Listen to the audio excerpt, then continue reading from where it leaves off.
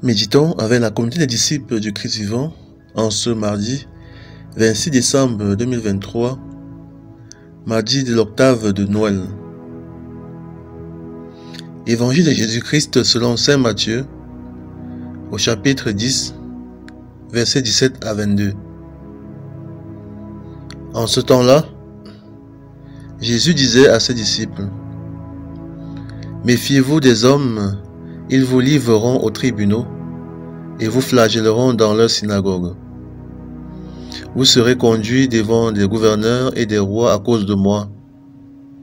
Il y aura là un témoignage pour eux et pour les païens. Quand on vous livrera, ne vous inquiétez pas de savoir ce que vous direz ni comment vous le direz. Ce que vous aurez à dire vous sera donné à cette heure-là. Car ce n'est pas vous qui parlerez, c'est l'Esprit de votre Père qui parlera en vous. Le frère livrera son frère à la mort et le père son enfant. Les enfants se dresseront contre leurs parents et les feront mettre à mort.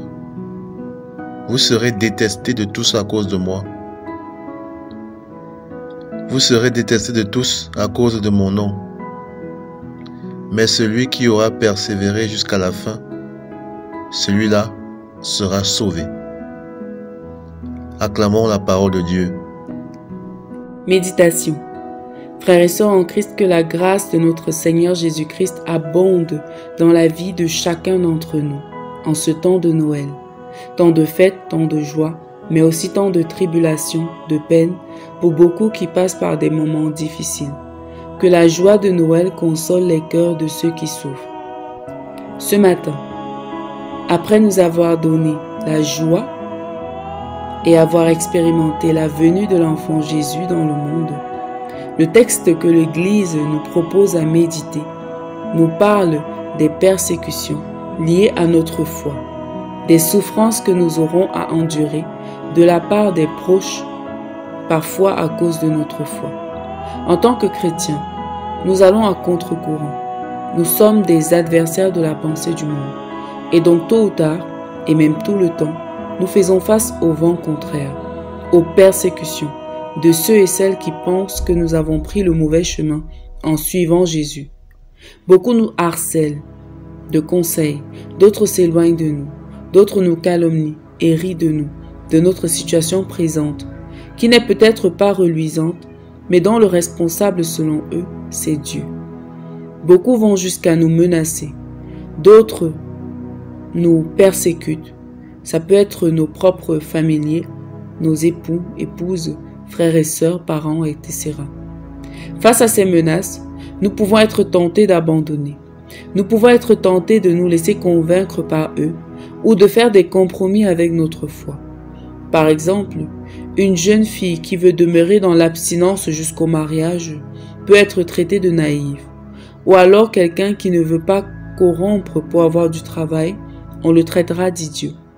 Mais le Seigneur nous dit aujourd'hui de persévérer, surtout lorsque les tribulations se font intenses. C'est en persévérant jusqu'au bout que nous aurions ce mari, cette femme, ce travail selon le cœur de Dieu.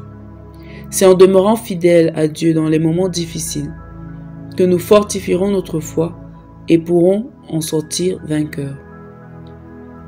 Une chose est vraie, aucun chrétien, ayant persévéré dans l'amour et le service de Dieu jusqu'à la fin de sa vie, n'a pas vu la gloire de Dieu sur cette terre avant de voir la gloire éternelle. Dieu est fidèle, ce qu'il dit, ce qu'il promet, il l'accomplit certainement. De temps en temps, il nous donne des signes. Ouvrons les yeux pour le voir sur le chemin de persécution. Il a dit que nous aurons au centuple, mais avec des persécutions, si nous le suivons. En plus, après tant d'années de fidélité, pourquoi abandonner maintenant et laisser Satan et l'ennemi gagner, alors qu'au fond de nous, nous sommes probablement proches du but? La persévérance est une qualité du chrétien, et si nous ne l'avons pas, nous devons la cultiver. Revenons donc en nous-mêmes. Sommes-nous sujets à des persécutions à cause de notre foi en ce moment? Comment réagissons-nous? Avons-nous fait des compromis pour garder l'amitié et l'amour de certaines personnes au risque de menacer notre relation à Jésus? Face à la persécution, une seule réponse, le silence. Dieu se chargera de répondre pour nous à travers le témoignage qu'il nous fera donner par notre vie. Notre travail est de continuer à le servir et à l'aimer. Prions. Seigneur, nous te remettons toutes les persécutions auxquelles nous faisons face continuellement. Donne-nous la grâce de ne pas nous laisser décourager et de continuer sur le chemin de la foi. Intercession. Pour tous les chrétiens victimes de persécutions physiques dans le monde, que le Seigneur soit leur protecteur. Maman Marie intercède pour nous. Exercice spirituel. Prenons un moment pour confier à Dieu nos persécutions du moment et nos persécuteurs. Que le Seigneur nous soutienne dans la foi et leur accorde la grâce de la conversion. Loué soit Jésus-Christ.